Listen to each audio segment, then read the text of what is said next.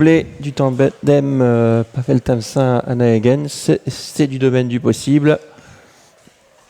Après Pavillon, pourquoi pas Roxton, mais face à eux, il y a l'épouvantail Rokimom, 1,30 €, la cote qui ne bouge pas sur l'hippodrome. Il y a Red Dover, il y a Calencio Flack. Attention, ils vont volter.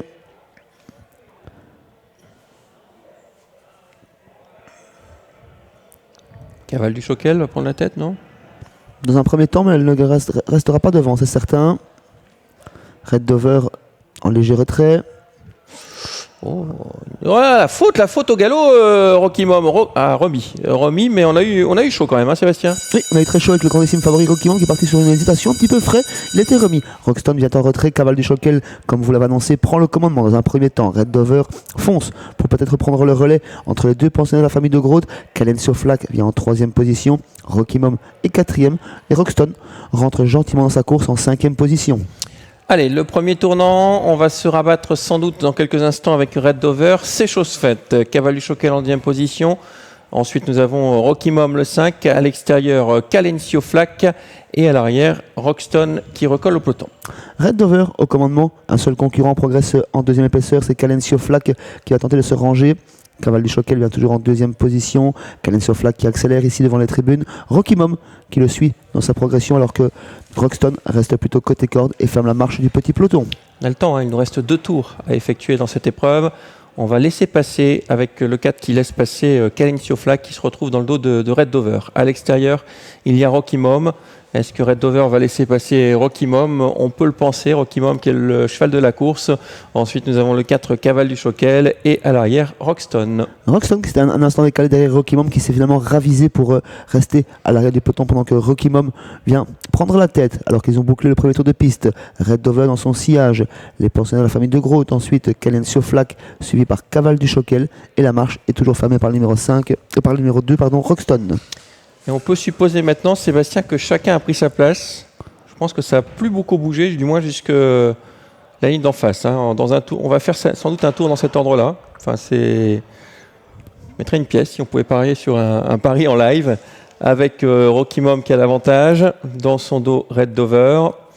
Ensuite, nous avons le 6, Calencio Flack, Cavale du Choquel et Roxton.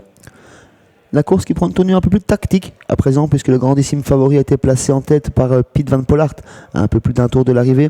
Ses opposants ne veulent pas forcément l'attaquer mais on va régulier tout de même en tête avec Red Dover qui le suit.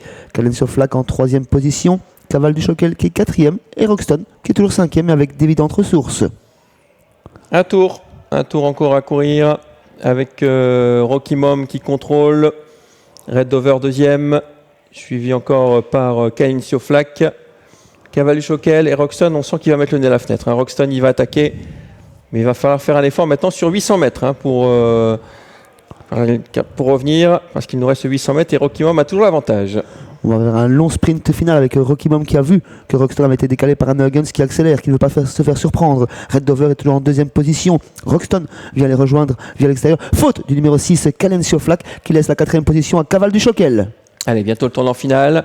Avec Roxton qui est le seul à venir en dehors, hein, nez au vent, avec Rokimom qui a toujours l'avantage, Roxton qui poursuit son accélération, il est bon Roxton, hein. Ensuite il y a Red Dover qui est appuyé par son driver mais qui ne réagit pas trop, 3e, et puis derrière Cavale du Choquel. 3 chevaux pour la victoire avec Rokimom toujours en tête, Roxton qui l'accompagne, Red Dover qui tend les accrocher, Cavale du Choquel vient ensuite à 2-3 longueurs. Ouais, l'ultime à droite dans quelques instants avec toujours Rokimom qui a l'avantage, attention Roxton il est dur, Roxton à l'extérieur qui va essayer de revenir à la hauteur de Rokimom qui a toujours l'avantage, Roxton ne lâche pas le morceau. Rokimom qui repart côté corde qui est débouché à l'instant par Piet van Pollard avec la jambe. Roxton qui remet une dernière banderie. Red Dover qui est battu pour la victoire aux abords du poteau. Rokimom qui rentre le Suède qui va s'imposer ici à Mons dans cette coupe des 5 ans devant Roxton. Red Dover est 3e. Cavale du Choquel un petit peu plus loin 4e. Voilà 5, 2, 3 et 4 à l'arrivée de cette épreuve. Rokimom qui s'impose. Ça a été sans doute un peu plus dur que prévu parce que Roxton n'a pas lâché le morceau hein, jusqu'au bout. Oui, Roxton a été très bon, il a été très dur mais voilà, Rokimom était supérieur. Il avait surtout l'avantage de la corde. Ce qui a été vraiment très important à la sortie de la courbe où il a pu faire la différence. Et on a eu chaud au départ hein, pour Rokimom qui a fait 3-4 foulées de galop. Heureusement, il l'a rechopé. Combien le temps? Une 17 tourons. Bon, Ça a été tactique à un moment. Hein. On l'a bien vu quand Rocky Mom a pris la tête, même si le peloton était en file indienne, on avait bien vu qu'il n'y avait pas trop de rythme. Et là, Roxton a beaucoup de mérite parce qu'il est venu à 800 mètres. Hein. Il est venu tout seul à 800 mètres, c'est lui qui a lancé le sprint. Il a été contré une première fois dans la ligne d'en face, ensuite il a plutôt laissé passer le virage avant de retenter sa chance à l'entrée de la ligne droite, mais il n'y avait rien à faire aujourd'hui face à ce Rocky Mom qui était plus fort tout simplement. Voilà, 5, 2, 3 et 4.